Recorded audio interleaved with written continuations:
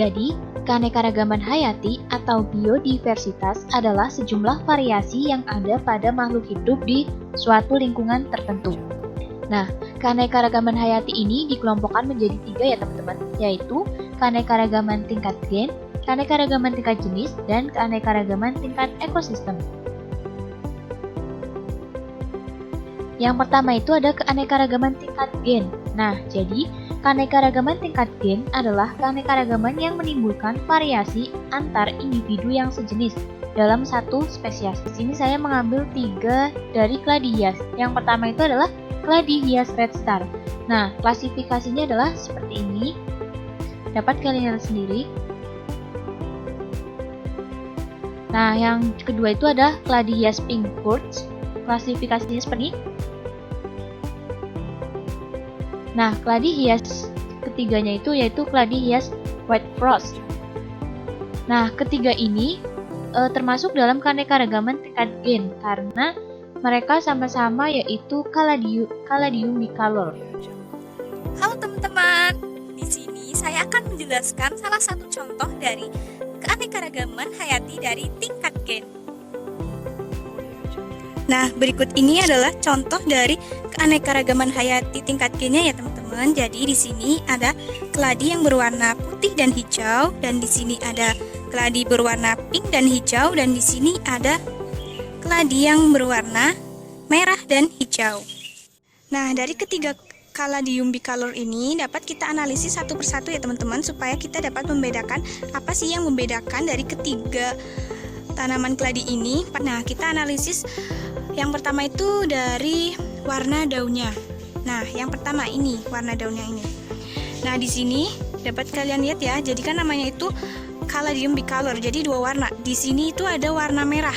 Jadi ini jari-jari dari daunnya itu berwarna merah, dan sedangkan yang di tepi-tepinya itu juga berwarna hijau, dan ada bercak-bercaknya di sini. Bercak-bercaknya itu juga berwarna merah.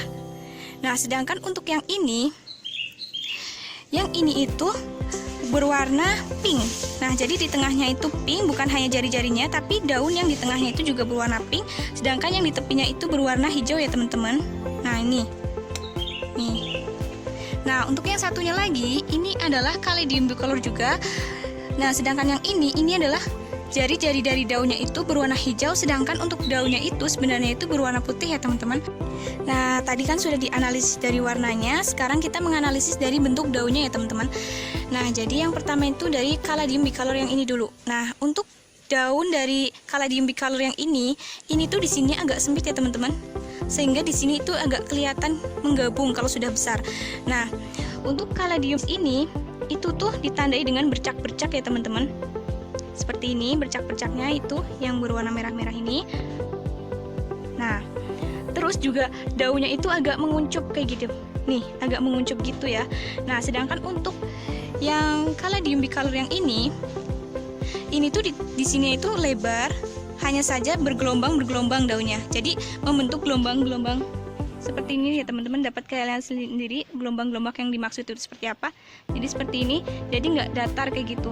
Nah, sedangkan yang ini, untuk Caladium yang ini, daunnya itu di sininya lebar, terus juga ininya tuh mendatar, tidak menguncup ke depan ataupun bergelombang. Jadi ini lebih datar ya teman-teman.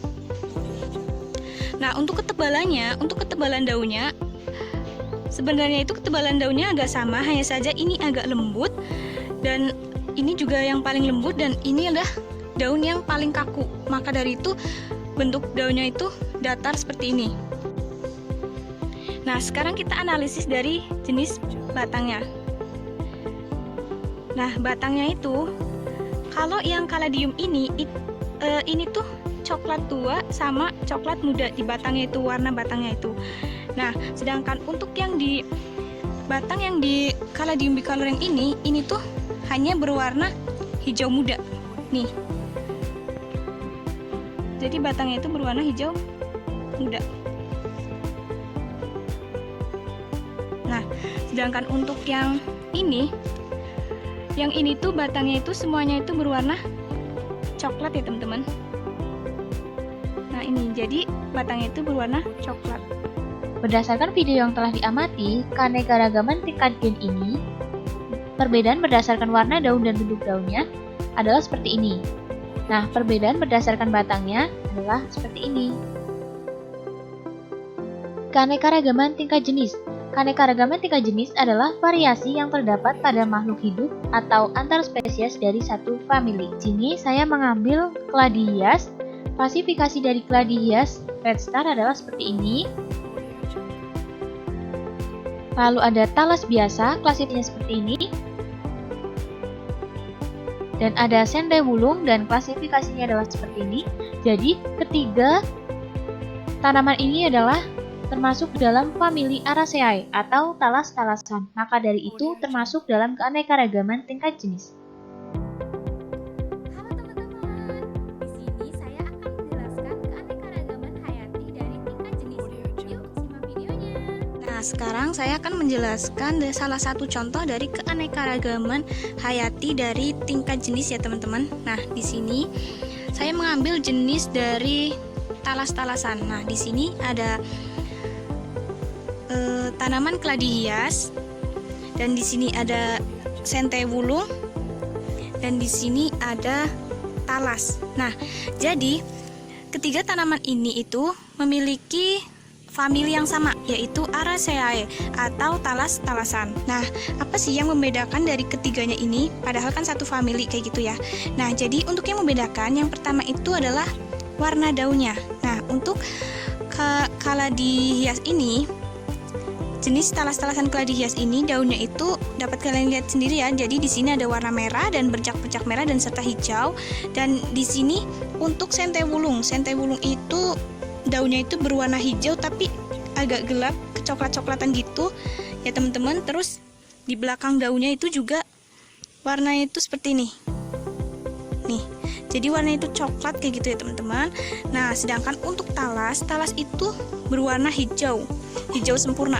Nah, selain dari warna daunnya, yang membedakannya juga adalah bentuk dari daunnya. Nah, jika dari bentuk daunnya, di sini untuk tanaman keladi hias ini, ininya itu agak lancip. Nih, seperti ini ya teman-teman, dapat kalian sendiri nih, agak lancip ininya tuh di sininya. Nah, sedangkan untuk sente wulung ini juga agak lancip dan di sini itu rapat. Ininya sempit kayak gitu ya. Nah, sedangkan ini di kaladi hias kan ini sempit tapi nggak sempit-sempit banget kayak gitu. Nah, sedangkan untuk pohon talas ini itu nggak lancip tapi ini itu agak seperti ini ya teman-teman. Nah, di sini memang sempit sama. Nah, dan juga di sini kaladium hias ini atau kaladi hias ini juga di sini itu teksturnya itu lebih kaku teman-teman. Nah, sedangkan untuk tekstur dari sente wulung ini lebih halus, licin dan juga agak tipis kayak gitu. Nah, sedangkan untuk talas ini teksturnya itu lebih tebal. Namun jika dilihat dari kakunya itu kakuan keladi hias. Yang ketiga yaitu jenis ininya, jenis batangnya. Nah, di sini kalau di keladi hias itu batangnya itu berwarna coklat dan juga berwarna agak hijau-hijau gini. Nah, sedangkan di sente wulung ini batangnya itu semuanya itu berwarna coklat. Bahkan dari urat-urat daunnya ya teman-teman nih. Dari jari-jari daunnya itu juga di sente wulung itu berwarna coklat. Nah, sedangkan di talas itu semuanya berwarna hijau. Nih, teman-teman, berwarna hijau ya, teman-teman. Dari jari-jarinya juga berwarna hijau. Nah, itulah yang membedakan dari ketiganya. Jadi, dapat kita simpulkan bahwa perbedaan berdasarkan warna daun dan bentuk daunnya dari keanekaragaman tingkat jenis yang tiga tanaman itu adalah seperti berikut. Nah, perbedaan berdasarkan batangnya adalah seperti ini. Keanekaragaman tingkat ekosistem. Keanekaragaman tingkat ekosistem adalah keanekaragaman yang terjadi karena interaksi makhluk hidup dengan lingkungannya. Hai teman-teman, sekarang saya sedang berada di ekosistem sawah. Sih kira-kira yang ada di sawah ini? Nah, yuk kita lihat. Nah, teman-teman, jadi ini adalah ekosistem sawah yang mana padinya itu sudah mulai berisi ya, teman-teman. Nah, di sini ada sekumpulan padi. Nih, dapat kalian lihat sendiri. Nah, ini padi yang sudah menuai ya teman-teman. Nah, di sawah tuh ada juga hewan seperti ini teman-teman. Nah, namanya itu lembing. Nah, dapat kalian lihat sendiri. Ada belalang juga loh teman-teman. Nah, itu dia belalangnya. Nah, belalang ini juga ada di ekosistem sawah. Jadi di sini di ekosistem sawah itu selain para petani menanam padi, mereka juga menanam jagung di pinggir-pinggir sawahnya. Nah, contohnya adalah seperti ini ya teman-teman. Nah, selain itu ada rerumputan dan juga ada bebatuan. Nah, ada juga pohon pisang, pohon kacang, dan juga ada pepohonan-pepohonan lainnya di samping sawah mereka. Nah, selain itu, nah di sawah juga banyak capung ya teman-teman. Nah, dapat kalian lihat sendiri. Nah, di sawah ini juga terdapat banyak sekali rumput-rumput yang memiliki bunga-bunga kecil ya teman-teman. Nah, contohnya seperti ini. Nih, banyak sekali. Ada yang berbunga pink, ada yang berbunga putih, dan juga ada yang biasanya itu berbunga kuning. Nah, ada juga yang berbunga kuning teman-teman, seperti ini. Di ekosistem sawah ini juga terdapat tanaman kangkung ya teman-teman. Jadi para petani itu biasanya memanfaatkan lahan yang kosong di pinggir tanaman padinya itu digunakan untuk menanam kangkung. Nah, ada juga daun talas atau tanaman talas. Sawah juga biasanya para petani menggunakan paralon untuk mengaliri airnya. Nah, ini ekosistem sawah yang sudah padinya itu dipanen ya teman-teman. Nah, jadi kalau padinya sudah dipanen itu biasanya banyak sekali tanaman seperti enceng gondok. Nah, juga ada tanaman yang bisa buat sayur, yaitu namanya itu biasanya disebut dengan gendot. Nah, ini contohnya ya teman-teman. Gendot itu adalah seperti ini. Nah, di sawah juga ada ciri khas dari sawah, yaitu ada katak. Nah, ini contoh kataknya teman-teman. Selain itu di persawahan juga banyak terdapat kerang kecil seperti ini ya teman-teman. Nah, jadi begitulah ya teman-teman, dari ekosistem sawah itu ada katak, ada padi, ada jagung, ada kacang, ada pohon pisang, dan lain sebagainya. Nah, sekarang saya berada di ekosistem sungai. Kira-kira apa aja sih yang ada di sungai itu? Yuk kita lihat. Nah, di ekosistem sungai ini biasanya juga terdapat banyak bebatuan ya teman-teman, dan tentunya ikan-ikan kecil. Nah, berhubung ini airnya itu agak keruh karena habis hujan, jadi ikan-ikannya itu tidak kelihatan.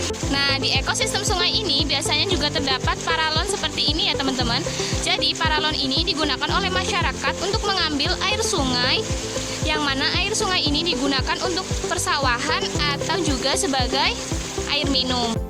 Halo teman-teman, sekarang saya ada di kebun atau ekosistem kebun. Nah, sekarang apa aja sih yang ada di kebun ini? Yuk kita lihat. Nah, jadi seperti berikut ya teman-teman ekosistem kebun itu. Nah, di sini saya membuat kotak seperti ini supaya untuk mempermudahkan menganalisis apa aja sih yang ada di ekosistem kebun ini.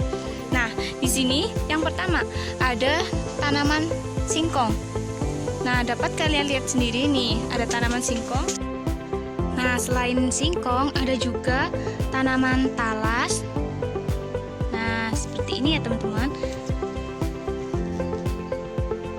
Nah, ada juga ini adalah rumput.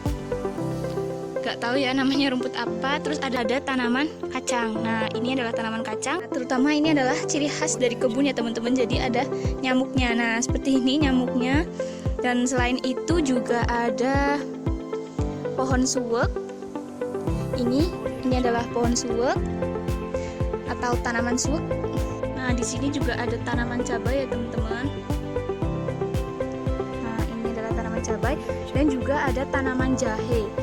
Nah, ini adalah contoh dari tanaman jahe ya teman-teman, yang ini. Terus ada pohon pepaya, ini pohon pepaya. Nah, Nah, ada juga kayu. Nah, ini ada pohon cengkeh. Nih, ini pohon cengkeh ya teman-teman yang ini. Terus juga ini ada pohon kunyit. Terus ada lagi tanaman salam atau daun salam ya teman-teman yang ini.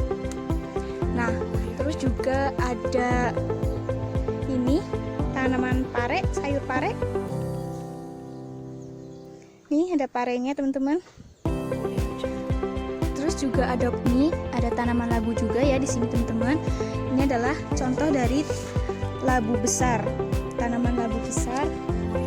Terus juga ada ini pohon yang digunakan untuk makan kambing. Nah, jadi seperti itulah ya teman-teman kurang lebihnya yang ada di dalam ekosistem kebun. Keanekaragaman tingkat ekosistem. Jadi keanekaragaman tingkat ekosistem itu di ekosistem sawah kita temukan ada komponen biotik dan komponen abiotik. Nah, jadi di komponen biotiknya kita temukan contohnya ada 5 belalang, capung, padi, jagung, lembing. Dan komponen abiotiknya ada paralon, air, lumpur, udara, dan batu.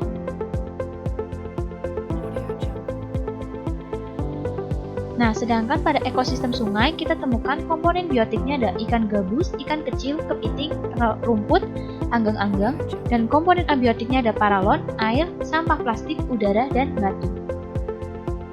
Untuk ekosistem kebun kita temukan nyamuk, kupu-kupu, tanaman kunyit, tanaman pare, tanaman singkong, sedangkan komponen abiotiknya ada potongan kayu, air, tanah, udara, dan batu.